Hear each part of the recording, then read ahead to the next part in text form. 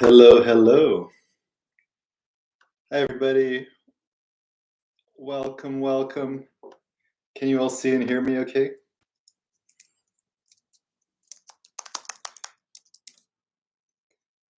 I am Leo Babauta of Zen Habits. Good to be here with all of you. Let's see how I look. Eyebrows looking good, on point. Hi, Diana. Good to see you. And let's get the lighting good. Looking great. Awesome. Okay. Well, welcome to our live. We've been doing these lives every month, towards the end of each month, and I've really been having fun with them. I appreciate those of you who've been coming to a bunch of them, and for those who are new, welcome here.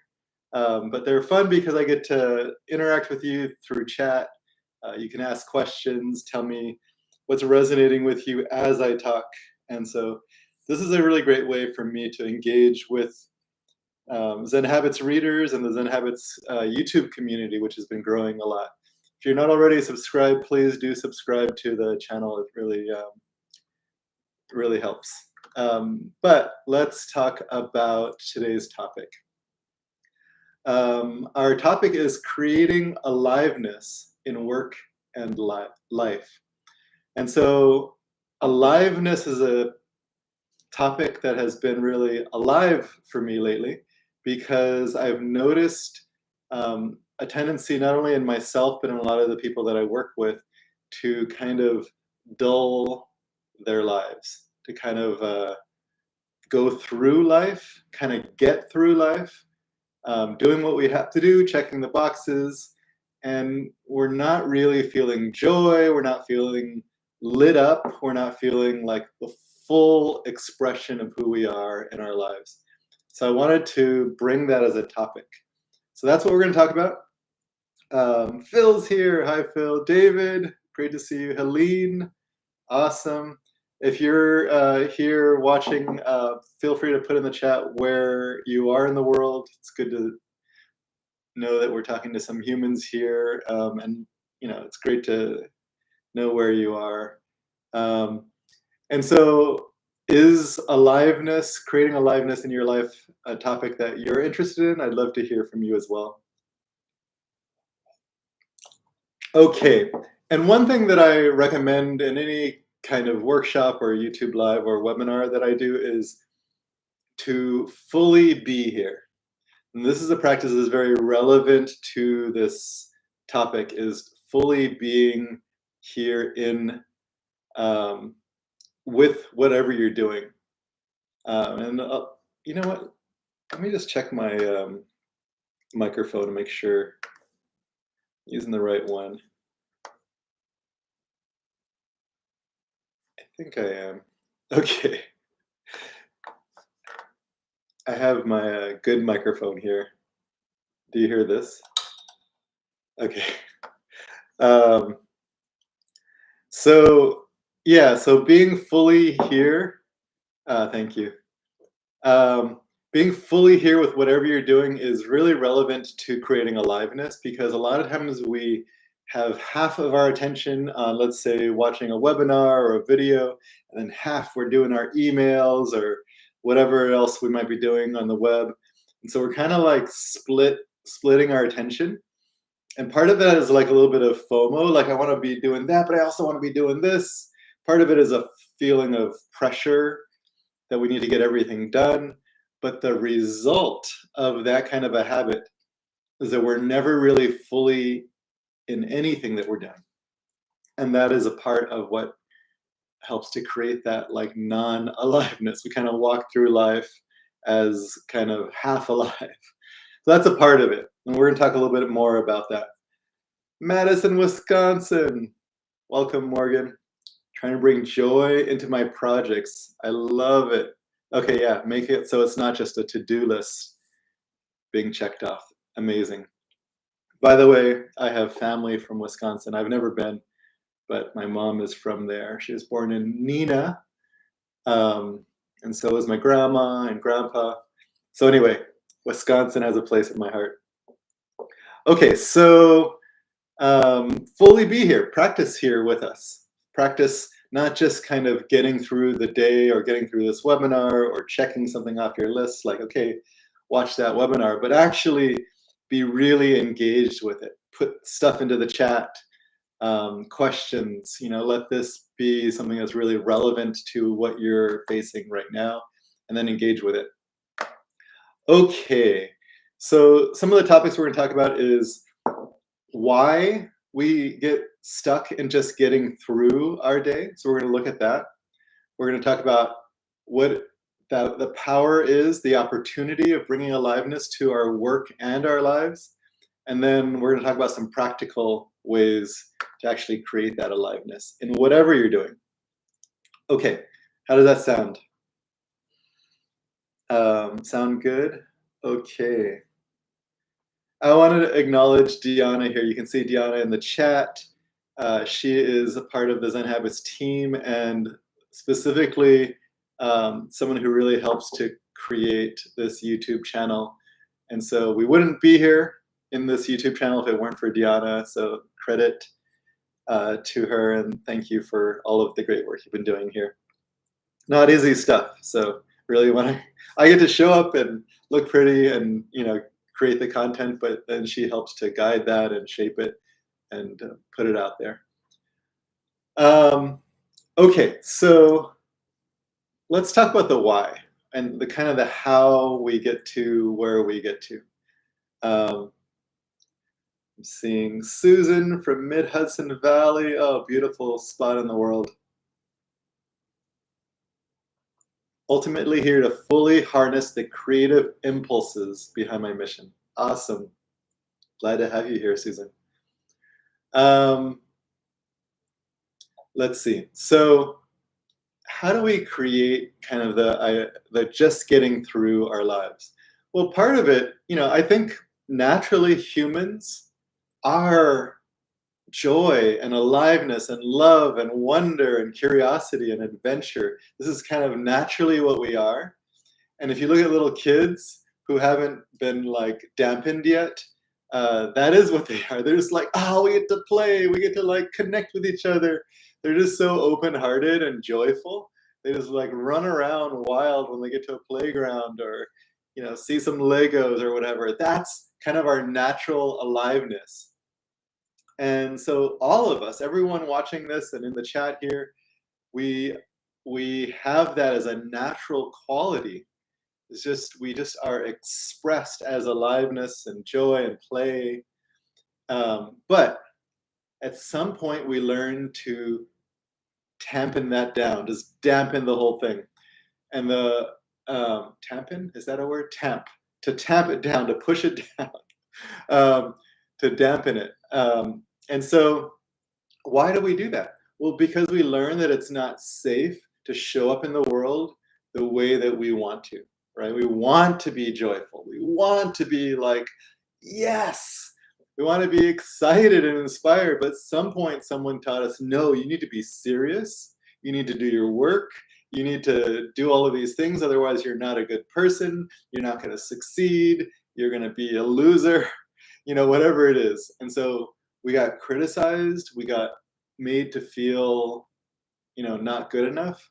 And so that sucks, right? When you're made to feel not good enough. And so we found ways to conform, to do what we need to do, to like not be made to feel that way. Now, that doesn't mean we don't feel that way still. If we're not quite doing everything that we need to be doing, our to-do list isn't mastered, our inbox isn't fully cleared, we still feel not good enough, but we're trying to not feel that. We're trying to feel like we're a good enough person. And so what we do is we like, okay, I need to check off all the boxes. I need to work hard. And then of course, there are times when we just don't have the energy or the motivation to work hard. And so then we're like, I'm not doing all the things that I should be doing. I should be. And so even when we're not working hard, we feel like we should be. So there's like a guilt, and like that guilt makes it like not fun to like go and watch YouTube or Netflix or do whatever we want to be doing instead of working. the thing we're doing to avoid working because it's so hard to do that all the time, um, we just don't feel like it's not fun, right? We feel like we should be doing the work. And so the work becomes the way that we earn our badge of like, I'm a good enough person. And so we work hard, we work hard, we work hard, we try and do it right. It's stressful because if we don't get it right, doing work is not good enough. We have to do the work the right way. If we don't get that right, we're not a good enough person.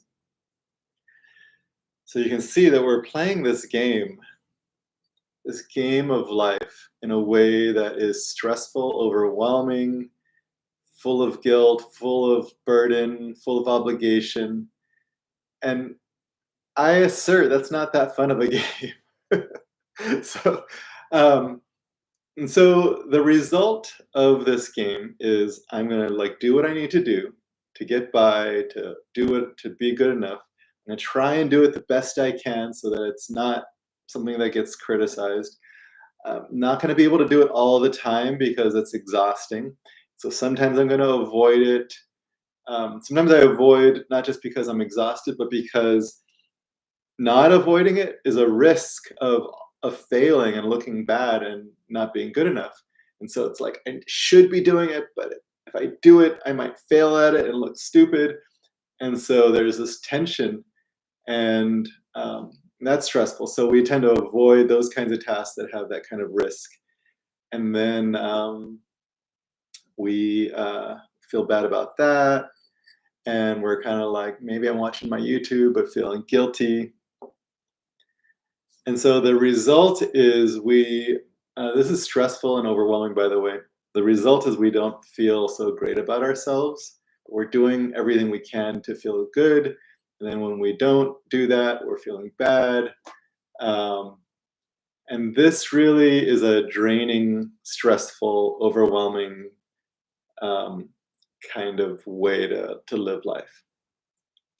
So we do our projects this way, we do our workouts this way, we like we might, go out for a walk in nature this way. And so it's like, okay, I'm out for a walk because I know that's going to be a nice break and it's good for me, but let me also listen to some podcasts and audiobooks so that I can actually be doing something productive on that walk, right?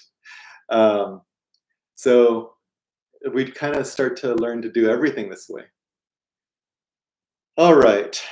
Um, Christian, hey, readings and habits since like 2010. Amazing. I can't tell you how many times I've had people tell me like, yeah, you and I go way back, and that's just such a really like gratifying thing to be connected to people who um, have been following my work, reading my stuff, putting it into action for years and years. So welcome. Okay, so hopefully I'm getting, we could of course go deeper into the like why we create this in our lives, but I think you're getting the picture. So we end up with a life that ends up feeling very routine. We're kind of coercing ourselves. It's devoid of joy, but we're doing the best that we can. So I don't want to make it look like we're trying to be sucky, right? We're doing our best. Hey, Karen. Good to see you. Thanks for being a longtime fan. So, this is really a protection mechanism to protect myself from not feeling um, like I'm a not good enough person, right? Like, who likes to feel inadequate? That's not a lot of fun. And yet, that is actually how we tend to feel. We're never measuring up to what we think we need to be doing to feel adequate. Karen McCusker, your last name brings back a memory of an old coworker I had, Kevin McCusker. I think he was a New York dude, but he was a really, really cool guy. I worked with at a newspaper many years ago. Miss that guy. Okay, maybe you know him, Kevin McCusker, journalist at one point. Okay, so that's kind of like how we like end up just living our lives in a very routine and coerced way, just getting through our day. But let's talk about the opportunity of what we're talking about here. If we could actually bring aliveness to anything that we're doing, if we could infuse our lives with, oops, my browser's going crazy here. Keep switching to another tab. We could infuse our lives with aliveness, play, maybe, wonder, joy. Um, I hope that's not my Kevin. Kevin, my friend Kevin. I hope he's not gone. Okay, thanks for sharing, Karen. Um,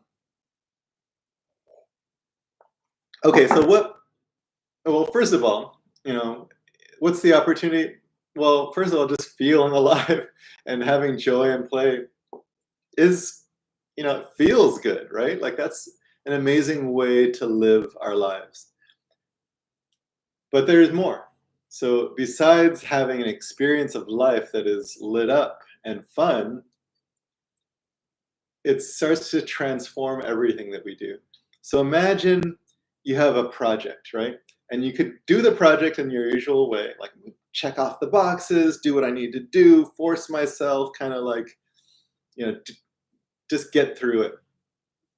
We tend to do everything that way, right? Habits tend to be that way. Anything that we're going to do is going to be that way. So I'm going to do a project that way. But what if the project could be completely different, right? What if I could be like, I can't wait to do this project. I'm excited for it. I get to like serve other people and like pour my heart into it and let it be an expression of my gift into the world. Like, what a way to do a project, right? And then every day that you show up for this project, you're like, hell yeah, like this is an adventure or a place to like feel the wonder of the universe in this one little project. So the project itself becomes another kind of thing. It's a whole different beast. The experience of it is different. The way that you show up for it is going to be different. You might be doing it with more inspiration, and so you might be more creative. There might be, more of yourself that's being poured into that. Um, the people who are working with you might experience you differently. They might get lit up. It's hard to like not have um, that be a contagious thing, right? Like if someone else is lit up, okay, we have ways to protect ourselves from that contagion. But man, what a beautiful thing to be working with someone who loves what they're doing, who is lit up in every day as they show up for something. Like that's a gift, and I think there's some part of that that's going to rub off on us. I think that's like the best kind of contagion. If we could have a global pandemic of lit upness and aliveness, I think that would be an amazing thing. So it's transformative for not just for your experience, but for the work, the output of the work that you're doing, and the people who are working with you. Maybe the clients who are being served, if there's clients on the other side of that. If you're a teacher, the students are your clients, or we don't have to call them clients, but they're the people who benefit from your work. Students start to get that rubbed off on them, and that's an amazing thing. Like imagine being a student whose teachers are all feeling joy and aliveness in what they're doing. Wow. And I don't blame teachers when they don't feel that way, but that's getting modeled for us. And imagine that you go home and your parents are lit up and they're like, let's go out and have an adventure after school. Wow, like you get this modeled for you. And so, maybe it's at your work and there's like a manager or coworker or a boss who who lives their life this way. That becomes the culture of the company eventually. And so it's a transformative thing, not just for your experience, not just for the work that you're doing, not just for the people you're serving, but for whoever you're working with, whoever you're serving, whoever you're in community with or relationship with. This becomes transformative for a community.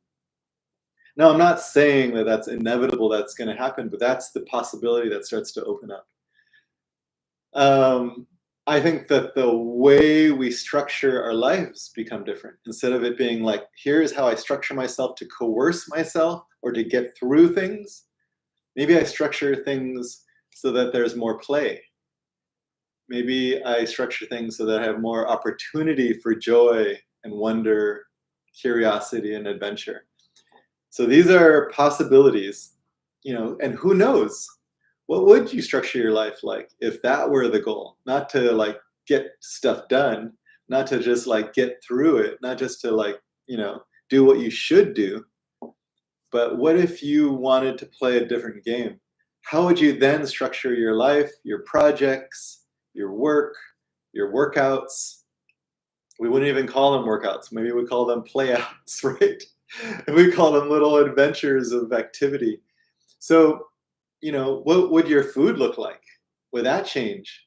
What would your hobbies look like? Instead of like, oh, I need to do this to be the best version of myself possible. What if it's like, wow, like this is another expression of my heart?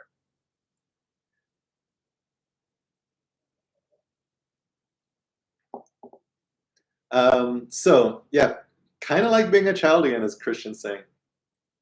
Yeah, exactly. Letting out our inner child, right? So So this is the possibility, and we could go on and on about this. I think we could speak for a full hour about the possibility of bringing aliveness to everything that we do. But I want to start to talk about some practical applications and then leave some time for questions. And by the way, if you want to ask questions about not just this topic, but really about anything, if you want to talk about any topic that I write about or talk about here on YouTube, minimalism and simplicity, habits, productivity, um, you know, facing fears and finding courage. Those are themes that I've been playing with. Mindfulness and meditation, Zen. If there's anything of that you want to ask about, feel free to do so. By the way, I've been creating more videos for the YouTube channel, and I'm having so much fun doing them.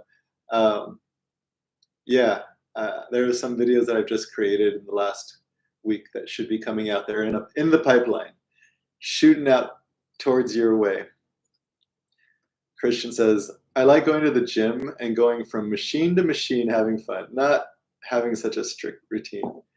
Yeah, right? Like we go to the gym and it's like, do this workout, exercise A1 and then exercise A2, and then go back and forth and then I go B1 and B2. Oh man. There's only so long that we want to like do that. And then it's just like, okay, I'm going to force myself to go to the gym. But if the gym were a playground, as Christians kind of reflecting there, like, ooh, just like, let me just do what I feel inspired to do, what I feel is fun. Now, there's a little bit of a trap there. Now, this is not a trap that I think we need to worry about too much at this point. If you are resonating with the like, I just get through my day, then I wouldn't worry too much about this trap. But there is a way to swing. If we're on the side of routine and coercion, we swing all the way over to like aliveness and fun. We can swing too far in that all I want to do is ever have fun, and I don't want to do anything hard and scary. And so that isn't what we're talking about here, where we just avoid anything hard, avoid structure, avoid like really, facing difficult things and the things that scare us, that are uncomfortable. I think that's I think that's a mistake that people make, is swinging so far over there. It's just like, I just want to do whatever I feel like, and I'm not going to force myself, and it's just like let myself kind of do whatever feels good today. And I think that's an amazing way to live. But swinging too far in that direction means sometimes it's just like, well, I'm just not going to do anything that makes me feel uncomfortable. And that's not what we're talking about. That is actually shrinking away from aliveness. So I just want to, kind of speak to that briefly. I don't think you need to worry about that if you're all the way on the side of routine and coercion, and like getting through your day.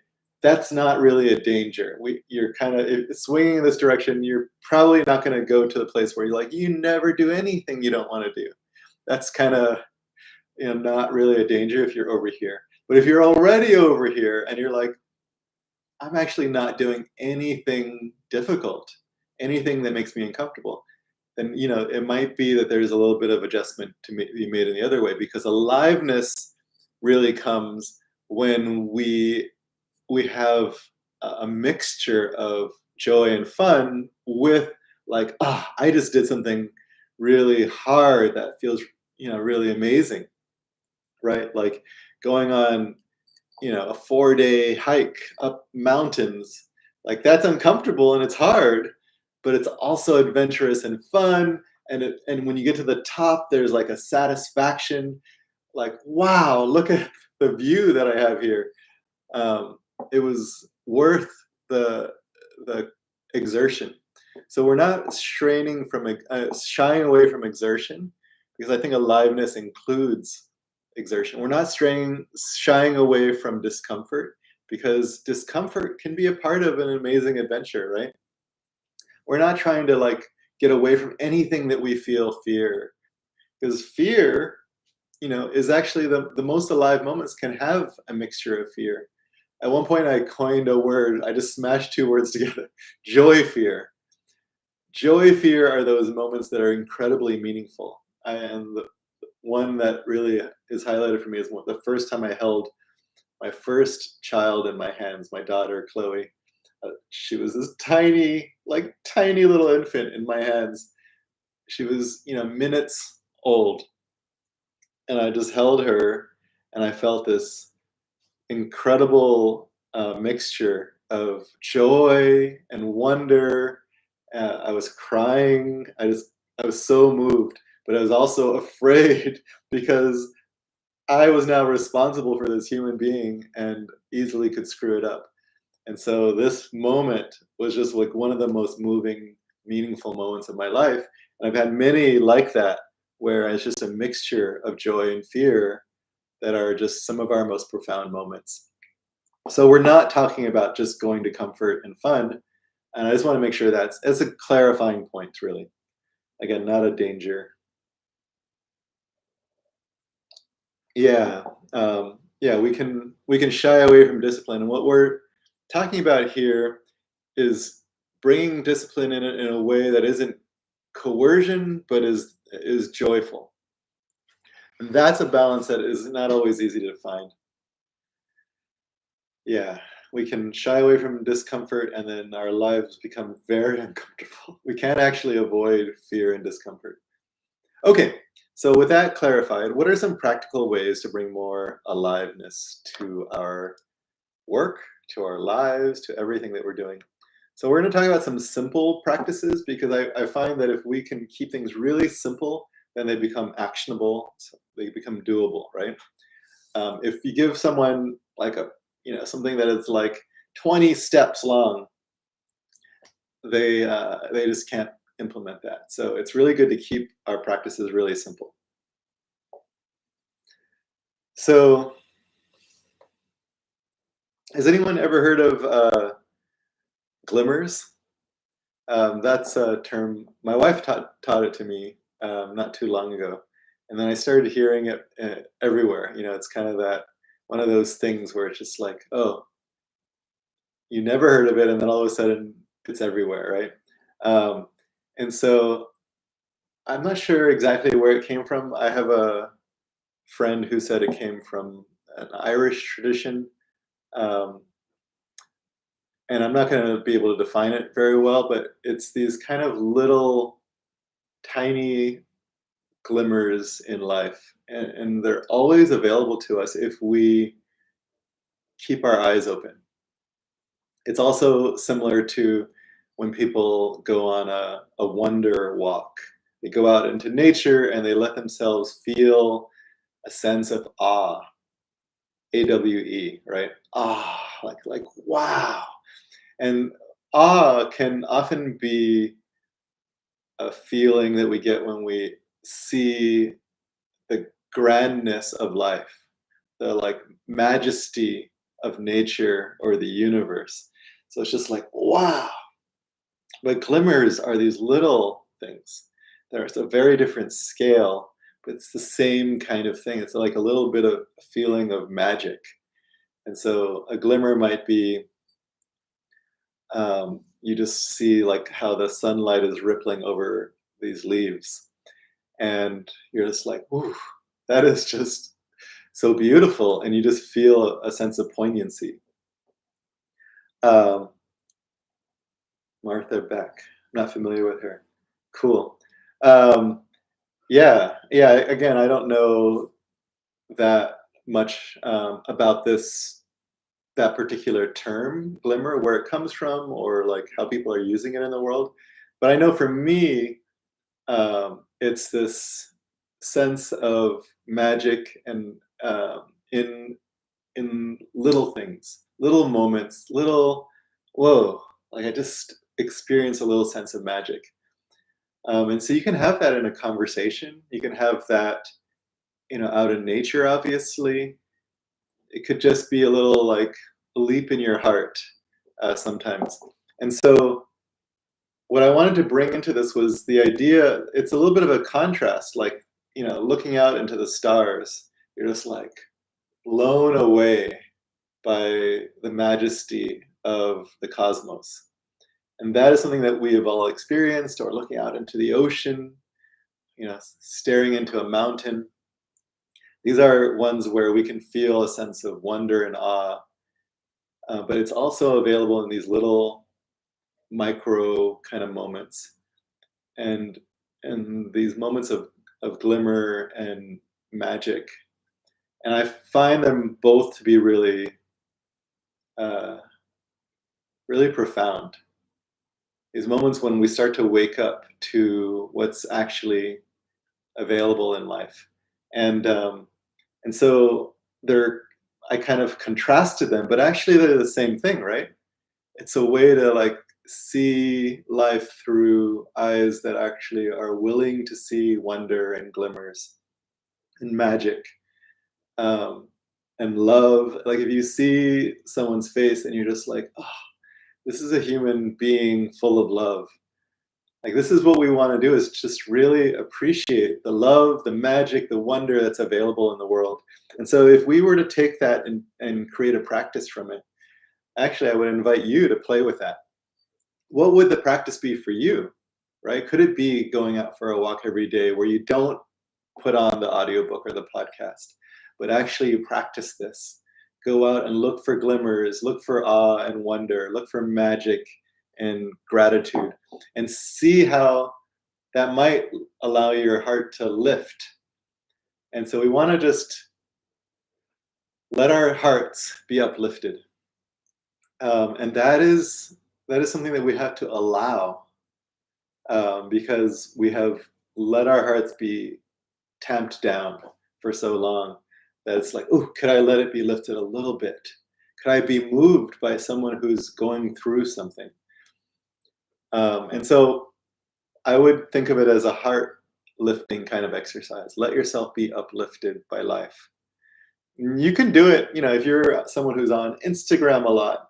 I don't go on social media much, but if you scroll through, if you can find those posts where you're just like, whew, I just saw like the most amazing thing in humanity. One time, someone showed me a thing on Reddit. What was it? Uh, There's something like made me smile or wholesome something. But anyway, it was just like these really wholesome videos of like people doing kind things for each other, or just expressing like joy and wonder. And at the end of it, I just felt like crying. And that's the practice that I really want us to like engage with, or suggest that we could engage with in whatever way that you would like. So not do it like I need to kind of hardcore do what I should do, but more like what would that be like for me? Um, and so obviously I wouldn't just engage with social media and online things, but I was just saying that you could find it anywhere. You You can find it in books. You open a book and you like see a quote and you're like, oh my God, let me take a picture of that. Let me, you know, put that on my lock screen, because these little things can really light us up. And what we're doing here is it's a small practice, but it's a practice of letting ourselves be uplifted. And could we start to bring that, cultivate that?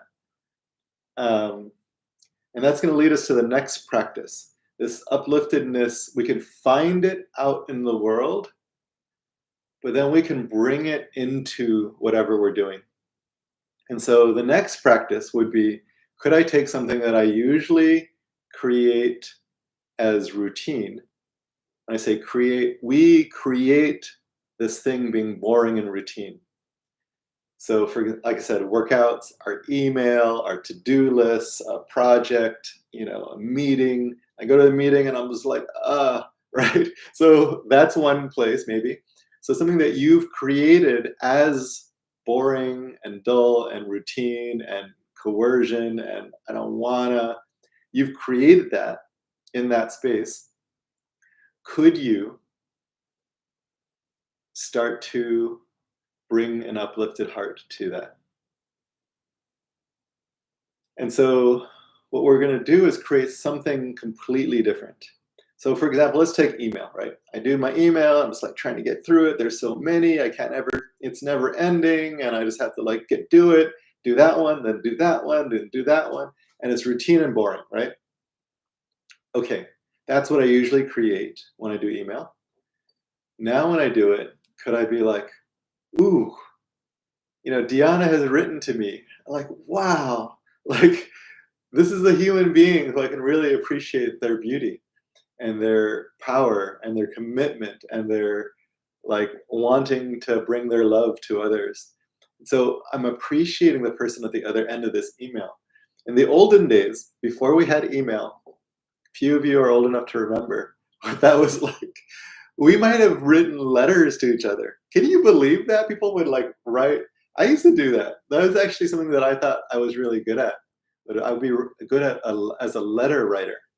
But you would have to sit down with a pen and paper and like actually write out a whole letter. Like it could be multiple pages. You're thinking about the other person as you do that, and you're pouring your heart out to them or trying to make them laugh with a cool story or telling them about what's going on in your life. This is before social media too, by the way. There were days like that.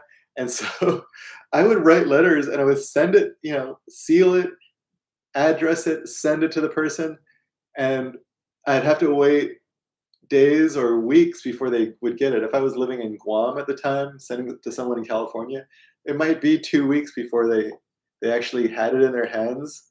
And then I wouldn't even know their reaction. They would have to write me a letter back. Weeks later, I'm like, oh, they liked my letter. So I'm saying this because the difference between that and email is that you would really be thinking about the person as you would write that letter. If you remember those days, we would actually be pouring our hearts out to a human being as opposed to like typing up a quick reply. These days, we're not thinking about the other person that much. Our hearts are not going into these emails. We're just trying to like get on to the next one. Now, of course, there's business emails. We're not going to pour our hearts out to them and like try to make them laugh and cry in every single email. So I'm not suggesting that, but I'm just saying that what we've lost from letter writing, we could bring to email writing.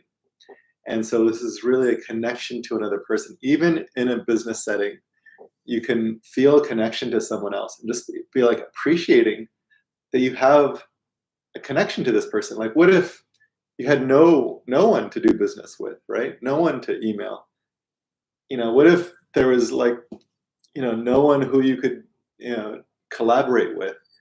Life would start to suck, right? And so we want to appreciate that there are people who actually want to work with us, who want to collaborate with us, who are bringing their best to this, even if they can be frustrating sometimes. So what you're noticing here is that I'm bringing something different to email. Email becomes about people. Or maybe I want to do it in a sense of like, how do I do it in the most whimsical way possible? Maybe I want to do it in a way that's like, how do I inspire? How do I serve? How do I let each email be an expression of my love? So there isn't a one way to do that, but what I'm inviting you to do is to take something that you usually create as routine and see if you can get creative and create something different. I've given you a few examples, but take a small thing like email, you know, let's say it's your workout, that could be another possibility. How do I do my workouts like Christian does and just kind of like do whatever feels really fun right now? What do I feel inspired to do now? Or you can be like, I'm gonna do my workouts like a ninja warrior and kind of like run through the whole thing. Or I'm gonna do it where you know, make a game out of it. Maybe, maybe you know, pretend that each one is like uh,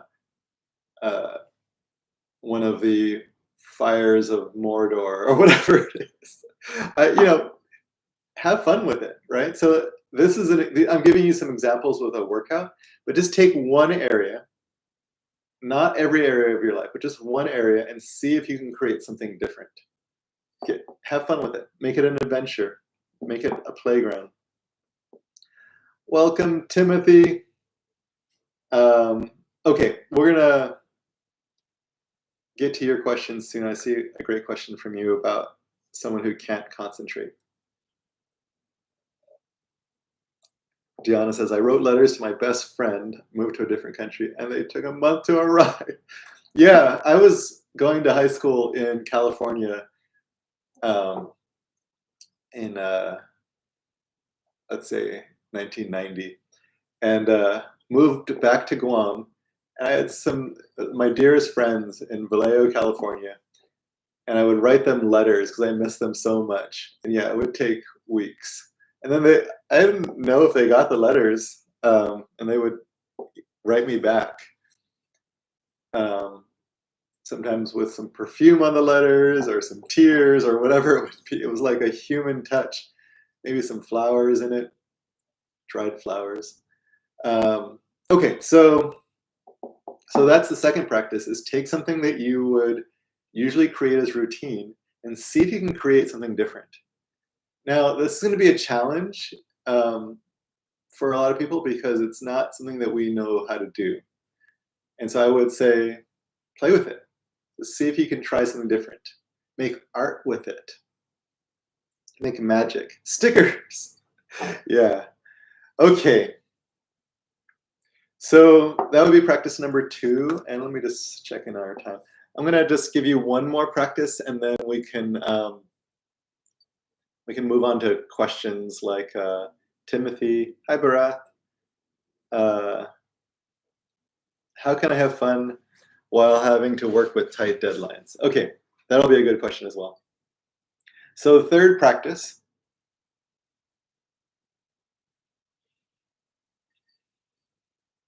So I'm going to use a phrase that a teacher gave me.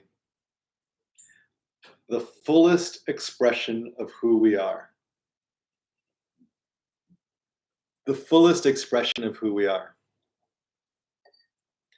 Now, that is a very vague phrase, but I believe that could be one of the highest goals of our lives, is to be the fullest expression of who we are in each moment, in each day, throughout our lives.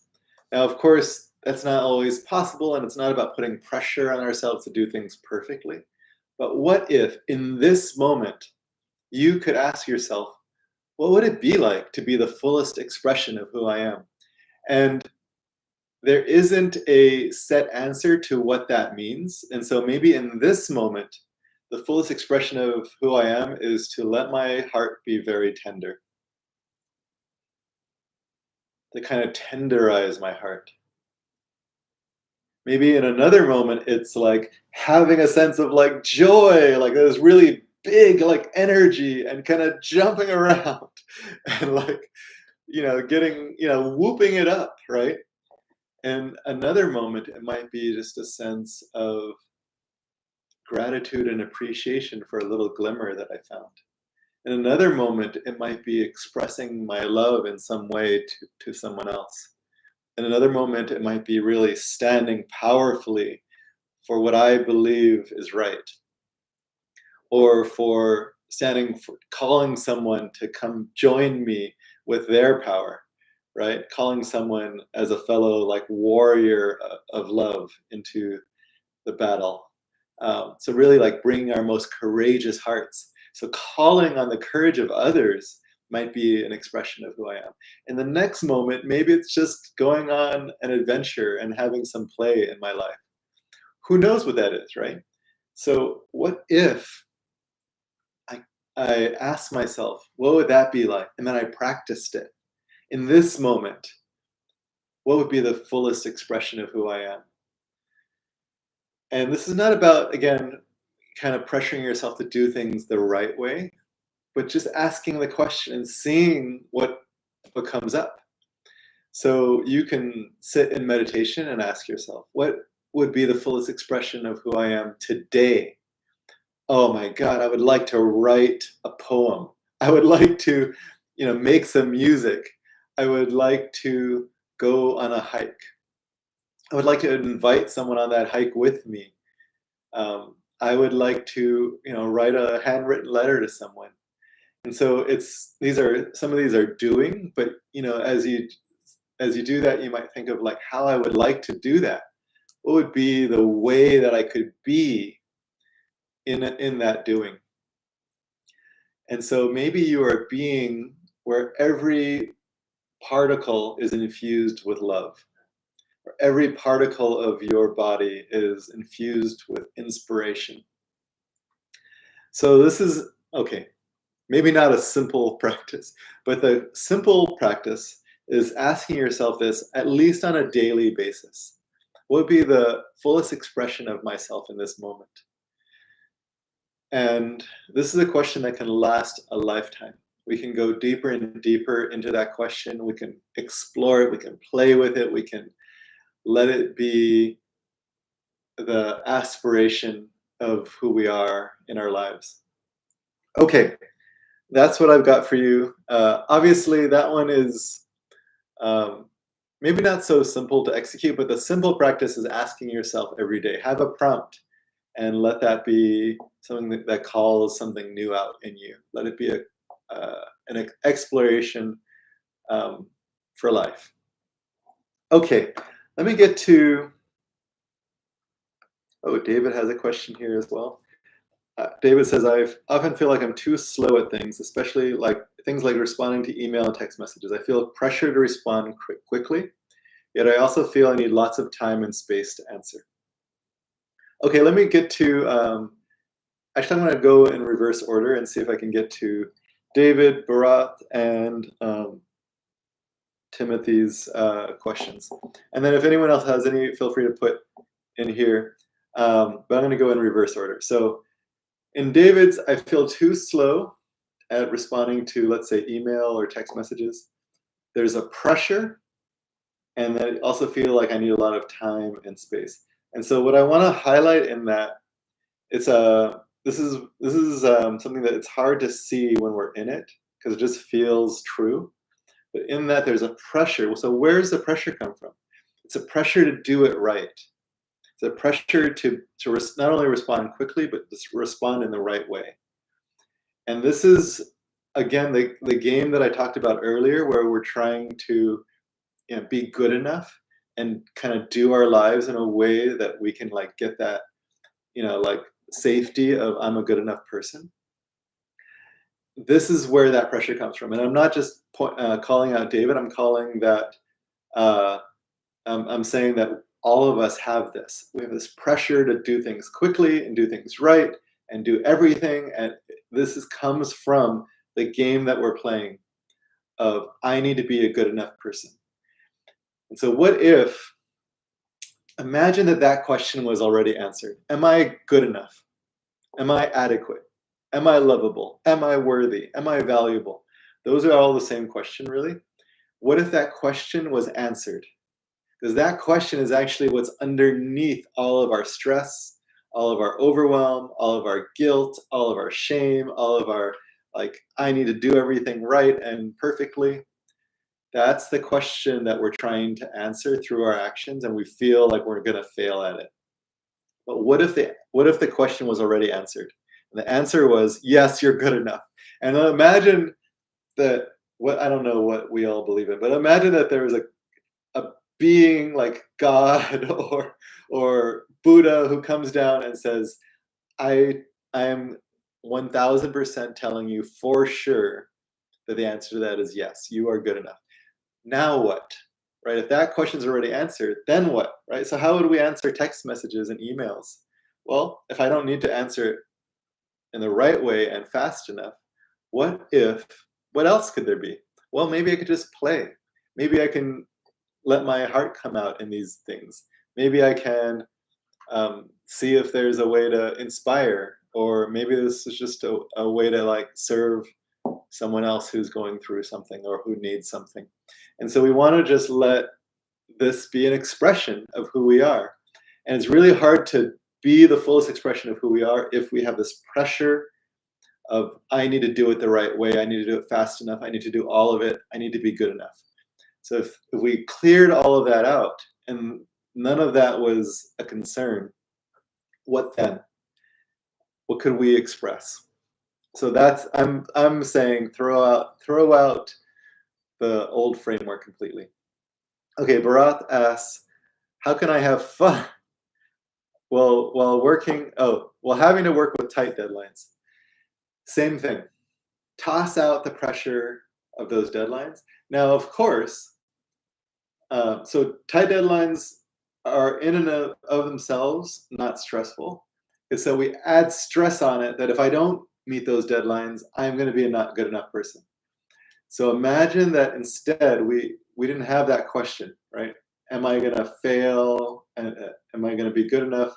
What if instead we're like, I'm going to use those tight deadlines to see what I could create in that short time. So imagine you're going to play a game, and the game was, let's see, what you can build with Legos in 10 minutes, right? So there's time pressure, but it's not like, oh, like if I don't do the right thing, I'm a bad person. It's more like, let's just get creative with 10 minutes and let's kind of like do it really fast. And play some like fast music, kind of like get my heart rate going. So you can do things fast and have fun, right? So fast is not the opposite of fun. I think we could have fun doing things fast. We can have fun while doing things slowly. So imagine we could use tight deadlines as a part of the game that we want to play. What then, right? Like, how do we actually create joy and fun and adventure with some speed, right? Or maybe I reduce it. Like maybe I'm not going to do 20 million things by Friday. My deadline is Friday. I'm not going to do 20 million things. I'm going to do one thing, but I'm going to do that thing the most amazing thing possible. So when I say build something with Legos in 10 minutes, do you need to build a towering monstrosity? Could you build the smallest little, spaceship that is like looks really cute? Like it doesn't have to be a lot in 10 minutes, right? So what if I did it that way? There's a lot of things we can do when we get creative with 10 minutes or by Friday or whatever the tight deadline is. Just kind of like play with that. Okay. And Timothy, sorry if I missed your Facebook post. As I said, I'm not always on the socials interacting on there. I do try and answer questions when I can find them, but I miss things all the time because I just don't engage with things that way. I like to produce things and put them out there, and if people have questions, actually the best way to respond, to get my response, is to actually post comments here on YouTube, because I tend to answer those, not always right away. Okay, so Timothy says, what would be your advice for someone who can't concentrate?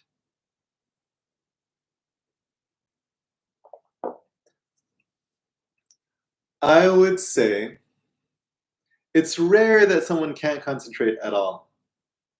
Now, of course, everyone has different brains, and so everyone has different capacity to concentrate.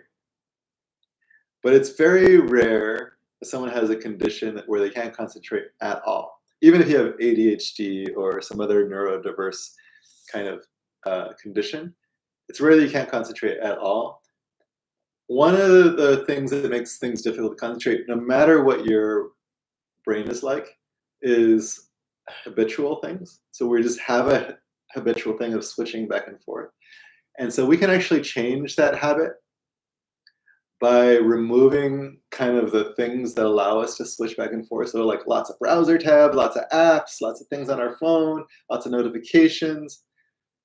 What if we removed all of that and did things in a slower way, right? So what if I only did things in full screen mode, right? If I'm going to write something, I play some music, I set a timer for 10 minutes, and I just use a beautiful full screen writing app. That's all I do. And if I don't want to write right now, I want to switch to something else, I don't let myself do that until the timer goes off. Maybe I just sit here and breathe. And so we want to practice a little of a simpler approach that allows us to slow down a bit. And it changes our brain patterns. And then what you might have heard there is I only said 10 minutes of writing. I didn't say write for an hour, right? And if 10 minutes is too long, do 5 minutes. If 5 is too long, do 2 minutes. And what we can do is start to build up a capacity. So we can slowly be like, okay, I could do 2 minutes. Let's see if I could do 3 after a few more days. So we're just slowly building a capacity to concentrate. Now, that said, sometimes things can be fun without concentration, right? So what if we didn't need to concentrate? Actually, before I get to that part, there's one more thing I wanted to add to this, is one of the other things that gets in the way of concentration is exactly what I was speaking to with Dave, when I was talking about with David, is that we put pressure on ourselves to hit deadlines, to respond quickly, to do it right, to do everything. When we put that kind of pressure, it's actually hard to concentrate, right? The pressure actually makes it harder to concentrate because we're like, I need to get everything done, and this thing feels too stressful, and so I just can't stay with it because it's like too stressful to concentrate on this one thing. If I put focus on this thing, I'm like, I need to get away from it, and so you just kind of like throw it off because it's like this burning hot coal. You don't want to touch hot coal, so you need to go and do something else. But even that then has stress, and so you go to the next thing. And so if we did the same thing that I said with David, which is let's remove all the pressure that we have to be a good enough person, to get everything done right, to like not fail. What if it was okay to fail? What if it was okay to suck at things?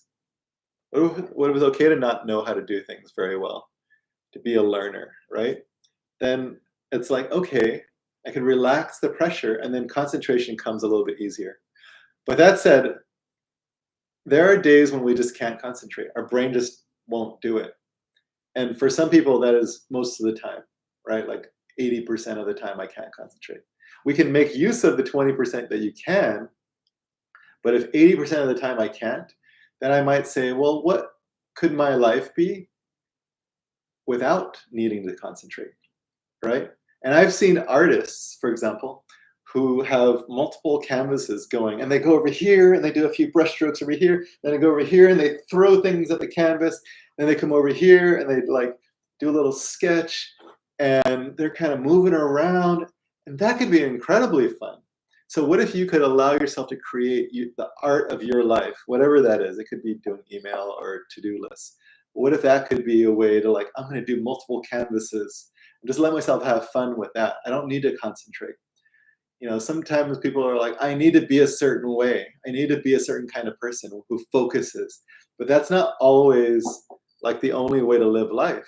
Sometimes I think it can be really helpful to concentrate. If you want to write a book, that can be helpful. But what if you're like, I'm going to write a few sentences, and then I come over here and I like journal about it, and then I go over here and I go for a walk, and then I go over here and I sketch, and that becomes a part of my book. And so you can like do a book, but using multiple things. Now I'm going to like go through a a notebook it's full of inspiration that I've been jotting in every time I have inspiration. Then I'm gonna go and fill that notebook up even more as I go out for a walk. So we can allow that to be our mode sometimes. And I think developing some capacity for concentration in the way that I talked about earlier can also be helpful. So play with it. Okay. Um, that's all I've got for you. We are out of time. I want to say a couple of things before we close. One is I have a new offer in my Fearless Living Academy. If you want to join, you can do a call with me as a bonus. Me and another coach, Amanda, and you get a 20-minute call with each of us, and we help you to get set up in what you're trying to do in the world. Fearless Living Academy is my membership program where I have dozens of courses in there on habits and purpose and impact. Some of the things that we talked about here as well. We have a community. We have a monthly challenge called The Practice, where you like have some structure to like create something new in your life. I do monthly workshops just for the members. We do focus sessions. There's just so much in there. It's worth 10 times the monthly price. But sign up and you can do a call with me, and we can kind of do a initial coaching call to help set you up for success. So fearlessliving.zenhabits.net is the place for that. Oh, Deanna put it in the chat there, and there's a bonus that's currently on offer. I think we're actually going to extend that into August. And then if you're interested in coaching with me, I do one-on-one coaching. Reach out to me there. Coaching.zenhabits.net is the place to schedule a call with me, and we can explore one-on-one coaching. And finally, this YouTube channel is one of my favorite things to do. I'm creating new content every week. I do respond to the comments, sometimes a little late, but I have loved growing it. We're actually close to 10,000 subscribers.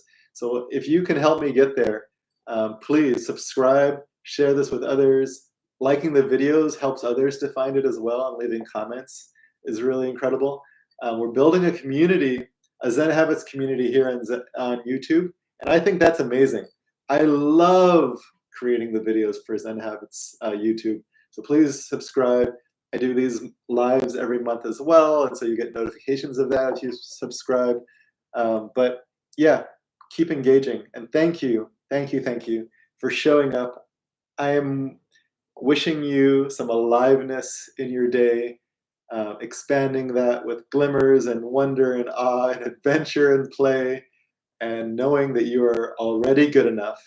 And now, what can you create with the rest of your life?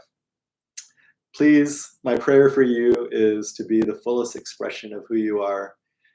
And I appreciate you practicing that here with me and letting me express who I am. Sending you all love. Have a great rest of your Saturday. I'll talk to you all later. Bye, everybody.